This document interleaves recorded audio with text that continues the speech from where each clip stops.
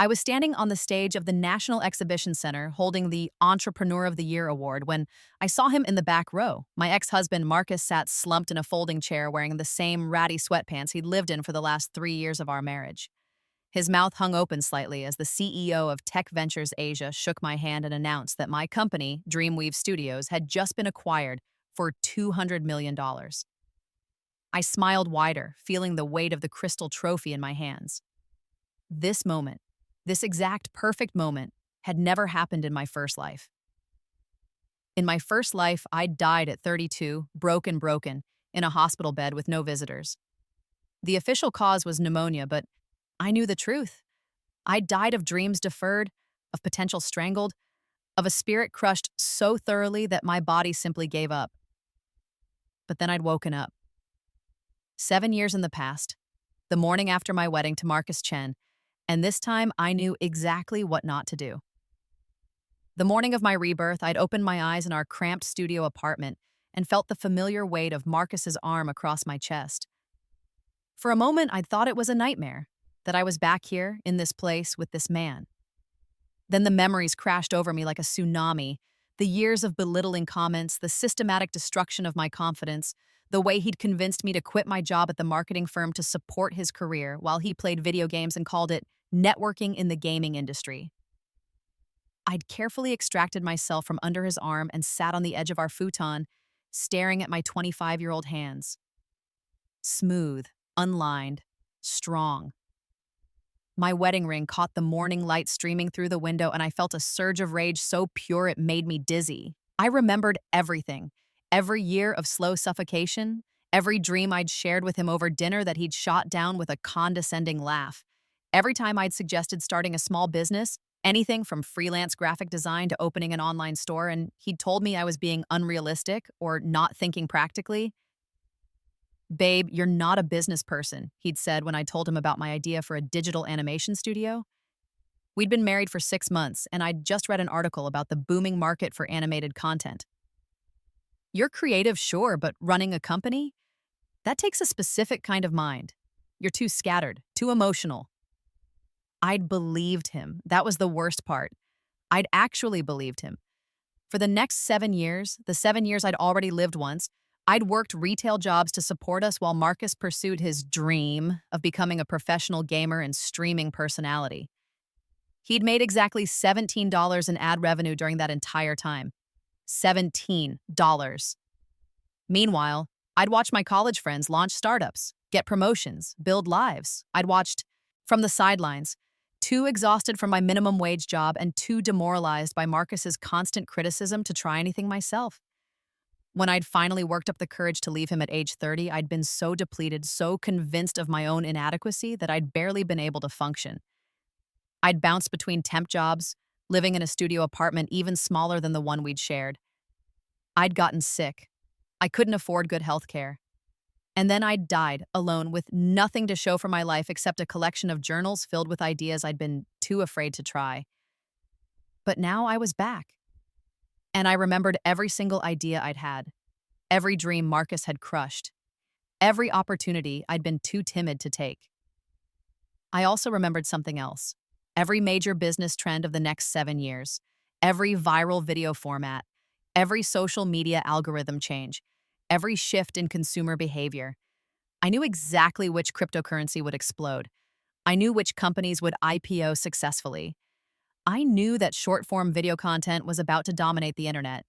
I knew that animation studios that could produce content quickly and cheaply for social media would be gold mines. Marcus stirred behind me. "Babe, come back to bed. It's Sunday." Sunday, the first Sunday of the rest of my first marriage, the first Sunday of my second life. "I'm going out," I said. "What? Where?" "Library. I need to do some research." He laughed, that same condescending chuckle I'd heard 1,000 times in my previous life. "Research for what? Babe, we just got married. Can you relax for like 5 minutes?" I didn't answer. I just got dressed and left. The thing about having 7 years of foreknowledge is that you have to be strategic. I couldn't just tell people I knew the future. I couldn't make moves that were too obvious or too large too quickly. I needed to build carefully, cleverly, in ways that would seem natural. I also couldn't let Marcus know what I was doing. Not yet. I needed time and space to establish myself before he could interfere. The first thing I did was open a separate bank account at a different bank using my maiden name. The second thing I did was take out a small personal loan, $5,000, the maximum I could get with my current credit score without Marcus having to co-sign. The third thing I did was invest 4,000 of it in Bitcoin, which was trading at $200 per coin. I knew it would hit 20,000 in 3 years. I knew I just had to wait. But I couldn't just wait. Passive income was one thing, but I needed to build something real, something mine, something that would prove to everyone, but especially to myself, that I wasn't the scattered, impractical dreamer Marcus had convinced me I was. I started small. I spent every evening after my retail shift teaching myself animation software, programs I'd been curious about in my first life but had been too afraid to explore seriously. Watched tutorials. I practiced. I created sample work. Marcus barely noticed. He was too absorbed in his gaming streams, which attracted a whopping audience of 3 to 7 viewers on any given night. "You're still messing with that cartoon stuff?" he asked one night, 3 months into my second life. I was at our kitchen table, really just a folding card table, working on an animated short about a girl who could control the weather based on her emotions. "It's not cartoon stuff, it's animation." "Same thing." He didn't even look up from his game. "I'm just saying, if you want a better job, you should look into getting some real skills. Like project management or something. That's where the money is." "You don't have a job," I said quietly. I'm building a brand. That's different." He died in his game and swore. "Can you keep it down? I'm trying to concentrate." I saved my work and went to bed. The next morning, I submitted my animated short to 6 different online festivals and 3 YouTube animation channels that accepted outside work. 5 days later, one of the channels accepted it. They didn't pay much, $50, but they had 2 million subscribers. My animation got 300,000 views in the first week. The channel asked if I had more work. I did. I'd been creating constantly, driven by a manic energy that came from knowing I was on the right path this time, that I was building towards something real. Over the next 6 months, I created animated content for 7 different online platforms. I worked under a pseudonym, Luna Star, because I didn't want Marcus to know, not yet.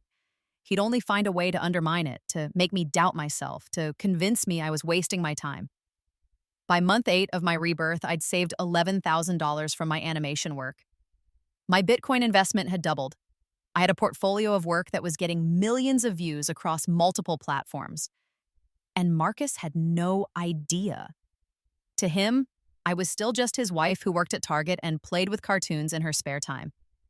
The turning point came on our first wedding anniversary. I'd spent the day working a double shift at Target, then come home to find Marcus exactly where I'd left him. On the couch, controller in hand, energy drink cans scattered around him like evidence at a crime scene. "Happy anniversary," I said. "Oh shit, that's today?" He paused his game. "Sorry, babe, I've been grinding out this tournament. There's a $1,000 prize." There was always a prize. He never won. I got us reservations at Marcello's. It was the nice Italian place downtown where we'd gone on our 3rd date, when he'd still been pretending to have ambition. "Can we do it tomorrow? I'm really close to qualifying for the next round." In my first life, I'd cried. I'd felt unwanted, unimportant. I'd swallowed my hurt and canceled the reservation and ordered pizza and told myself that his dreams were important too, that I needed to be supportive. This time, I just looked at him. Really looked at him. At this man-child who had convinced me I was too impractical to chase my dreams while he literally played video games for a living he would never make. "No," I said. "What?" I said, "No, I'm going to dinner. You can come or not, your choice." I went to the bedroom, changed into the one nice dress I owned, and left. He didn't follow. I sat alone at Marcello's, eating the best meal I'd had in months, and made a decision. I was done hiding. I was done making myself small. I was done with Marcus Chen. But I wasn't going to just leave. Not yet. Because I'd learned something in my first life during those sad, impoverished years after our divorce. Leaving him broke had left me broken. I'd been so financially and emotionally depleted that I'd barely survived. This time, I was going to be smart. This time, I was going to build my empire first. And then I was going to leave him with nothing but the couch and his video games. This time, when I walked away, I was going to be so successful that he'd spend the rest of his life watching me thrive, knowing he'd had the chance to support me and had chosen Call of Duty instead. I spent the next year working like a woman possessed, because in a way, I was possessed. By my own ghost, by the memory of who I'd been when I died, by the determination to become who I should have been all along. I incorporated Dreamweave Studios as an LLC. I hired my first contractor, a college student who was brilliant at background art. I raised my rates. I started being selective about which projects I took. I also started networking, attending industry events and conferences. This was easier the second time around because I knew who would be important. I knew which small companies would become major players. I knew which investors were looking for exactly the kind of content I was creating. At one conference, I met Sarah Choi, who, in my first life, had gone on to become one of the most successful venture capitalists in the Asian market. In my first life, I'd never met her because I'd never attended these events. Marcus had always needed me at home, or I'd been too tired, or I'd convinced myself I wasn't ready.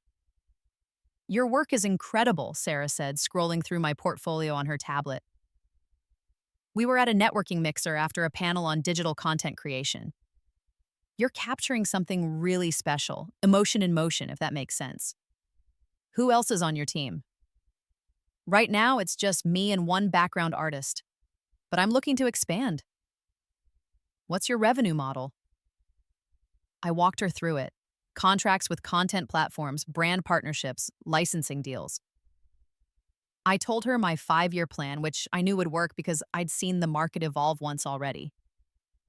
"I'm interested," she said, handing me her card. "Send me your deck. I think my firm might want to invest." My hands shook as I took the card. In my first life, I'd never even created a deck. I'd never thought I could. Marcus had made sure of that. Meanwhile, at home, Marcus was beginning to notice that something had changed. Not that I was building a business, he was still oblivious to that. But he noticed that I was less available, less compliant, less interested in his needs. "You're never home anymore," he complained one evening. I'd just returned from a meeting with a potential client at a coffee shop. "I'm working." "You work at Target. They're not making you work until 10 p.m. "I have other work now." "What other work? That animation thing?" He laughed. "Babe, that's a hobby, not a job." I looked at him, this man who had stolen 7 years of my life once and would not steal even one day more. "It's made me $40,000 this year." His face went slack. "What?" $40,000. Almost as much as Target pays me. And it's only growing. "You never told me you were making money off that." "You never asked." "You've never asked me about my work, not once." "Because you're not—" He stopped himself, but I knew what he'd been about to say. "Because you're not good enough. Because you're not capable.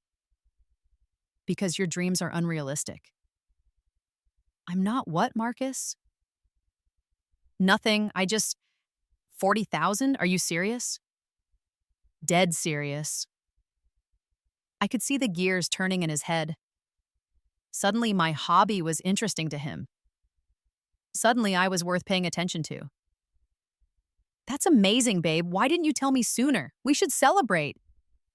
He stood up, actually abandoning his game mid-match for the first time in memory. "We could use that money to upgrade my streaming setup. I've been needing a new camera, and there's this microphone that would really improve the audio quality." "No." "What do you mean, no?" "I mean that money is for my business. I'm reinvesting it." "Your business? It's our money. We're married." "And you contribute what, exactly? When's the last time you made $40,000? When's the last time you made $400? His face reddened. "I'm building something. It takes time." "You've been building for 2 years. I've been building for 1. The difference is I actually built something." He stared at me like he didn't recognize me. Good. I didn't want him to. The woman he'd married twice was dead. I was someone new, someone I should have been all along. Sarah Choi's firm invested $200,000 in Dreamweave Studios 6 weeks later. It was a seed round, they called it. Enough to hire a real team, rent a small office space, upgrade our equipment, and take on bigger projects. I quit Target. I didn't tell Marcus about the investment. I'm focusing on the animation full-time, I said simply. With what money? He asked. Babe, we need your Target income. I'm still not making much from streaming, and rent is... I have enough saved, don't worry about it. How much is enough? Enough. I could see him getting frustrated, but what could he say? For 2 years, he'd been the one with dreams that I was supposed to support unquestioningly. Now I was doing exactly what he'd done, except I was actually succeeding. I moved into my new office, a small suite in a shared creative space downtown, and hired 3 full-time animators and a business manager. I started pitching to major brands. I landed a contract with a streaming service to produce original animated content. My Bitcoin investment had grown to $80,000. I cashed out half and put the rest into Ethereum, which I knew would explode next. By year 3 of my rebirth, Dreamweave Studios had 12 employees and was generating $1.2 million in annual revenue. I'd been featured in Forbes Asia's 30 Under 30 list. I'd spoken at conferences. I'd become exactly what Marcus had told me I could never be, a successful entrepreneur. And he still lived in our apartment, playing video games, making excuses. I'd moved out 6 months earlier, quietly. I'd rented a small condo across town and started spending more nights there than at home. Marcus barely noticed at first, and when he did, he assumed it was just for work. You're becoming a workaholic, he said one of the rare times I stopped by the apartment. You need to slow down, enjoy life a little. The irony was suffocating. This man who'd spent years telling me to be practical while he played games 18 hours a day was now telling me I worked too much. I am enjoying life, I said. I'm building something I'm proud of. What about us? What about our marriage? I really looked at him, and felt nothing. No love, no anger. Just a vast, empty relief that soon I'd never have to look at him again. There is no us, Marcus. There hasn't been for a long time. What are you saying? I'm saying I want a divorce. The divorce took 4 months to finalize. Marcus tried to claim that he was entitled to half of my business because we'd been married when I started it. His lawyer argued that Dreamweave Studios was a marital asset. My lawyer, the best divorce attorney in the city, worth every penny of her exorbitant fee, destroyed that argument in minutes. She showed how I'd funded the business entirely with my own money from work Marcus had constantly belittled. She showed that I'd done all the work, taken all the risk, while Marcus had contributed nothing. She even pulled up his Twitch streaming stats to show that his own career had generated less than $200 total during our marriage. The judge was not sympathetic to Marcus's claims. Mr. Chen, you are not entitled to share in the success of a business you actively discouraged your wife from pursuing, she said. I'm granting Ms. Sterling her divorce and awarding her full ownership of Dreamweave Studios. You will receive nothing. I watched Marcus's face crumble. He'd thought he could coast on my success the same way he'd coast on my retail income. He'd thought that even though he'd done nothing to support me, he'd still be entitled to the fruits of my labor. He was wrong. Years 4 through 7 of my rebirth were a blur of success. Without Marcus draining my energy and confidence, I flourished. Dreamweave Studios expanded internationally. We opened offices in Singapore and Seoul. We produced animated content for every major streaming platform. We won awards. We were courted by acquisition offers from major entertainment companies. But I turned them all down. I wasn't ready yet. I'd also dated, traveled, and lived in a way I'd never managed in my first life. I'd gone to Japan and studied traditional animation techniques. I'd hiked through Patagonia. I'd learned to scuba dive in Thailand. I'd fallen in love, really in love, with a kind, supportive cinematographer named James, who thought my dreams were exciting, not unrealistic. I'd become the person I was always meant to be. And through it all, I occasionally heard news about Marcus. He'd moved back in with his parents. He'd finally gotten a job at a game store, minimum wage. He'd tried to launch a YouTube channel analyzing my company's success, which had struck me as darkly hilarious. It got 17 subscribers before he abandoned it. Some of my friends asked if I felt guilty. After all, I'd left him with nothing. But I didn't feel guilty. I felt free. Because the truth was, I hadn't left him with nothing. I'd left him with exactly what he'd contributed. Nothing. I'd left him with the same thing he'd given me in my first life. A chance to build something from scratch, to find his own way, to prove what he was capable of. The difference was, I'd taken that chance and built an empire. He'd taken it and moved back in with his mother. Year 7. The year I died in my first life. I was 32 years old again, but this time I was standing on a stage holding an award, having just sold my company for $200 million. The acquisition had been strategic. Tech Ventures Asia wanted Dreamweave's content library, our production capabilities, and our talent. They'd offered me a position as chief creative officer with a 5-year contract and equity in the parent company. I'd negotiated for 6 years and more equity. They'd agreed. The award ceremony was invitation only, filled with industry leaders, investors, and press. I'd bought a table and invited my team, my investors, my friends. Sarah Choi was there, beaming with pride. James was there, squeezing my hand as I'd walked to the stage. And somehow, through some cosmic joke or clerical error, Marcus had gotten in. Maybe because he'd been my husband once. Maybe because someone had seen his name on an old emergency contact form. I didn't know and didn't care. But I saw him in the back, wearing those same sweatpants, looking older and smaller and more defeated than I'd ever seen him. And I felt nothing, no triumph, no vindication, just a mild curiosity about what path his life had taken after I'd removed myself from it. After the ceremony, after the photos and interviews and congratulations, I found him waiting near the exit. "Congratulations," he said. His voice was flat. "Thank you. I always knew you could do it." The lie was so blatant, it was almost funny. "No, you didn't, Marcus. You told me my dreams were unrealistic. You told me I wasn't a business person. You told me I was too scattered, too emotional, too impractical. I was trying to protect you from disappointment. No, you were trying to protect yourself from the possibility that I might be better than you. And you were right to be scared because I am." He flinched. "That's harsh." "Is it? You spent years convincing me I couldn't do this? You sabotaged my confidence, my time, my energy. You took everything I had to give and gave nothing back except criticism and excuses. I supported you. You didn't support me. You tolerated me as long as I stayed small and manageable and devoted to your comfort. The moment I started to grow, you tried to cut me back down. The moment I succeeded, you tried to claim credit. That's not support, Marcus. That's parasitism." He looked like I'd slapped him. "I loved you."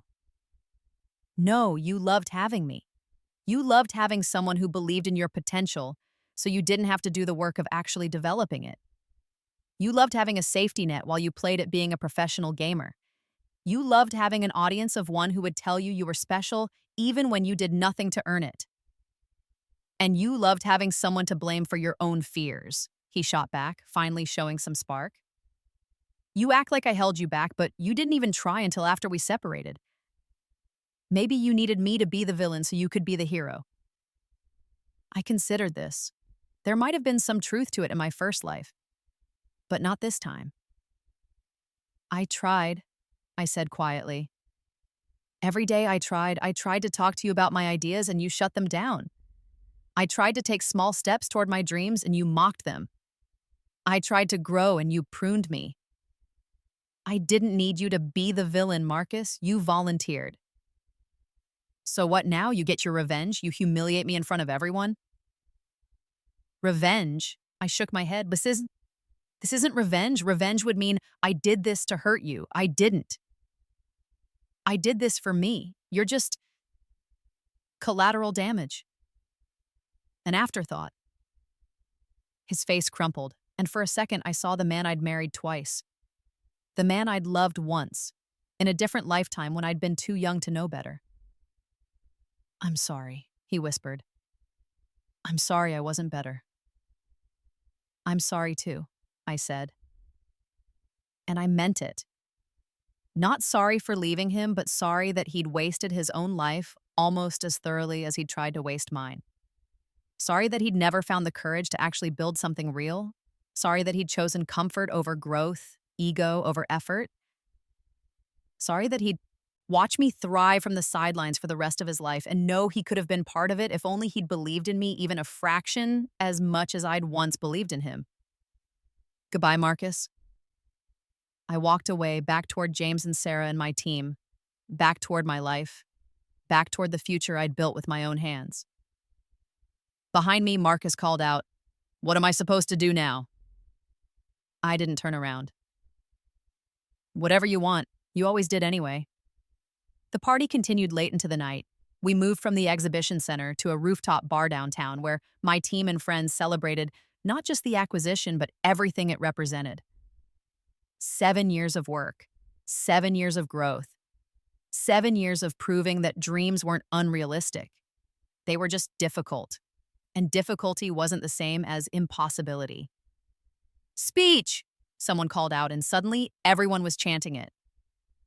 I stood on a chair, laughing, slightly drunk on champagne and vindication and joy. Okay, I shouted over the noise. You want a speech? Here it is. 7 years ago, someone very important to me told me that my dreams were unrealistic, that I wasn't cut out to be an entrepreneur, that I should be more practical. The room quieted. And you know what? He was right about one thing. My dreams were unrealistic. They were bigger than anything he could imagine. They required more work than he was willing to put in. They demanded more courage than he had to give. But here's what he didn't understand. Unrealistic doesn't mean impossible. It just means you have to work harder, believe stronger, fight longer. It means you have to prove people wrong, not with words, but with results. I raised my glass. So, here's to unrealistic dreams. Here's to proving people wrong. Here's to every person who was ever told they couldn't do something and decided to do it anyway. Here's to building something bigger than anyone expected, including yourself. And here's to everyone in this room who believed in me when I was still learning to believe in myself. Thank you for being part of my unrealistic, impossible, absolutely fucking real dream. The room erupted. People cheered and raised their glasses, and some of my team members were crying happy tears. James pulled me down from the chair and kissed me, and I kissed him back, tasting champagne and happiness and the future. 6 months later, I was in Forbes Asia again, but this time on the cover, the headline read, "From Zero to Exit, How Luna Sterling Built a $200 million animation empire in 7 years." The interview was extensive. They asked about my strategy, my vision, my leadership style. They asked about the early days, scraping together funds, working from a card table in a tiny apartment. They asked if I'd always believed I could do this. No, I said honestly. For a long time, I didn't believe at all. I let other people's doubts become my own. I let someone convince me that my dreams were unrealistic, that I should be more practical, that I wasn't the kind of person who builds companies. What changed? I thought about my death, my rebirth, the gift of hindsight and second chances. But I couldn't tell them that. I decided that even if I failed, failing while chasing my dreams was better than succeeding at living someone else's small life. I decided that unrealistic is just another word for difficult, and I was willing to do difficult things. And your advice for other young entrepreneurs? Surround yourself with people who make you braver, not smaller. Find people who get excited about your dreams instead of mocking them. And if you can't find those people, be that person for yourself. Believe in yourself with the same ferocity you'd believe in someone you loved. Because here's the truth. Your dreams probably are unrealistic. They should be. Realistic dreams are just goals with low stakes. Unrealistic dreams are the ones worth chasing because even if you only achieve half of an unrealistic dream, you'll still end up somewhere amazing. The interview went viral. I got messages from thousands of people, mostly women, who said they'd been told their dreams were unrealistic, who'd been discouraged by partners or parents or their own fear. They thanked me for showing them what was possible. I responded to as many as I could. I tried to tell them what I wished someone had told me in my first life. You are capable of more than you know. The only unrealistic thing is the limit you place on yourself. Year 8 of my rebirth, I started a venture fund. Sterling Ventures would invest specifically in women-led creative businesses, the kind of companies traditional VCs overlooked because they didn't fit the typical tech startup mold. Sarah Choi came on as my partner. We invested in animation studios, design agencies, content creators, digital artists. We funded dreamers and doers, women who'd been told they weren't business-minded, but who had vision and drive and talent. We became known for taking chances on unrealistic ideas. We wore it as a badge of honor. In year 9, Dreamweave Studios, now Dreamweave Entertainment under Tech Ventures Asia, won its first Oscar for Best Animated Short Film. I was still CCO and I'd been heavily involved in the project. When they called my name on the stage, I thought about my first life. Dying alone. Broken. Believing I'd wasted everything. I held the Oscar statue and thought, this is for her. For the woman who died thinking she'd failed. For every version of myself who doubted. For every dream I buried in my first life because someone told me it was unrealistic. Thank you, I said into the microphone, voice shaking with emotion. Thank you for believing in unrealistic dreams. Year 10. I was 35 years old, a decade older than I'd been on my wedding day to Marcus, an entire lifetime beyond the person I'd been when I died and was reborn. I married James in a small ceremony on Sahas, a beach in Bali, surrounded by the people who'd believed in me, supported me, challenged me to be better. My vows were simple. I promise to believe in your dreams as much as I believe in mine. I promise to make you braver, never smaller. I promise to build a life with you where both of us can be unrealistic together. He cried. I cried. Everyone cried. At the reception, Sarah gave a toast. I met Luna at a conference 10 years ago, she said. She was hungry, driven, slightly terrified, and absolutely brilliant. She had this portfolio of work that took my breath away, and she had this 5-year plan that sounded completely unrealistic. She paused. I invested because I believed in her, but more importantly, she invested in herself. She bet on her own talent, her own vision, her own capacity to do difficult things, and she won. She didn't just win, she changed the game. So, here's to Luna and James. Here's to unrealistic dreams, realistic effort, and the courage to bet on yourself even when no one else will. Later, as James and I danced under string lights on the beach, he whispered, "Are you happy?" I thought about my first life, the small apartment, the retail job, the slow death of dreams, the literal death that followed. I thought about Marcus on that couch, controller in hand, telling me I wasn't practical enough, smart enough, capable enough. I thought about the moment I'd woken up 7 years in the past with a chance to do everything differently. I'm unrealistically happy, I said. He laughed. Is there any other kind? Not anymore. The epilogue, if there is one, is this. I'm 38 now, 3 years past my wedding to James. Sterling Ventures has invested in 47 companies, 33 of which are not just surviving, but thriving. Dreamweave Entertainment has won 2 more Oscars and has produced content that's been viewed by over 1 billion people worldwide. I'm wealthy beyond anything I imagined in my first life. James and I have a house in the hills with a studio where I still animate sometimes, just for the joy of it. We're talking about starting a family. I'm on the boards of 3 nonprofits supporting women in business and the arts. I mentor young entrepreneurs. I give talks about resilience and risk-taking and the difference between unrealistic and impossible. And sometimes, very rarely, I think about Marcus. I heard through the grapevine that he eventually went back to school, got a degree in game design. Now he works for a mobile gaming company doing QA testing. It's not a bad life. It's not unrealistic. It's just realistic, small, safe. I don't hate him anymore. I did for a while in those early years when the anger fueled me forward. But now I just feel a distant sort of pity. Because the real tragedy isn't that he didn't believe in me. It's that he never believed in himself enough to do the hard work of becoming someone worth believing in. He settled for realistic when he could, have reached for unrealistic. He chose the couch over the climb. He picked comfort over achievement. And now he gets to watch from the sidelines while the woman he told was too impractical to run a business builds empire after empire. That's not my revenge. That's just his reality. As for me, I'm living my unrealistic dream. All of them. Every single one Marcus told me was impossible. I proved him wrong with every success, every award, every milestone, every company I built, every investment I made, every person I helped. But more importantly, I proved myself right. I was capable. I was practical enough, smart enough, driven enough. I was exactly the kind of person who builds companies, changes industries, makes the impossible real. I just needed to believe it. And then I needed to do the work. The dreams were never unrealistic. The only unrealistic thing was the idea that I couldn't achieve them. Last month, I got an email. It was from Marcus, the first communication we'd had in nearly a decade. Subject line, congratulations. The message was short. Saw you on the cover of Time magazine. Asia's most influential entrepreneurs under 40. I always knew you'd do something great. I'm proud of you. M.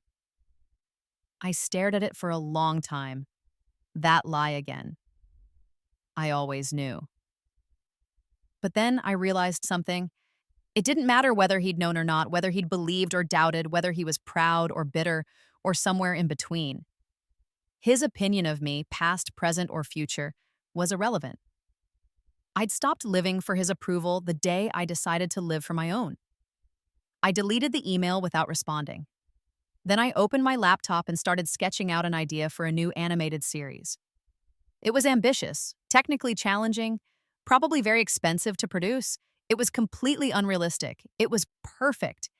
And I was absolutely going to make it happen. Because that's what I do. I take unrealistic dreams and make them real. I do it while the doubters watch TV. I do it while the critics make excuses.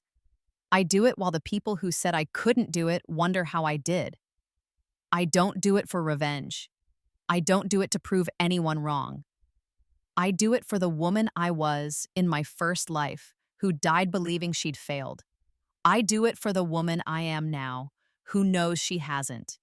And I do it for everyone out there who's been told their dreams are unrealistic, who's been discouraged or dismissed or diminished by someone who is too small to see their potential. Your dreams aren't unrealistic. You're just surrounded by people with realistic imaginations. Find better people. Or be alone. Or be your own cheerleader. But whatever you do, don't let anyone convince you that the bigness of your dreams is a problem. The bigness is the point. The unrealistic is the goal, and the only thing stopping you from achieving it is the belief that someone else's doubt matters more than your own determination. It doesn't. It never did. So, go build your empire. Make your unrealistic dreams real. Prove everyone wrong, but most importantly, prove yourself right. And if anyone tells you your dreams are unrealistic, smile and say thank you. Because unrealistic is exactly where you want to be. It's where all the magic happens. It's where I live now. And the view from here is spectacular.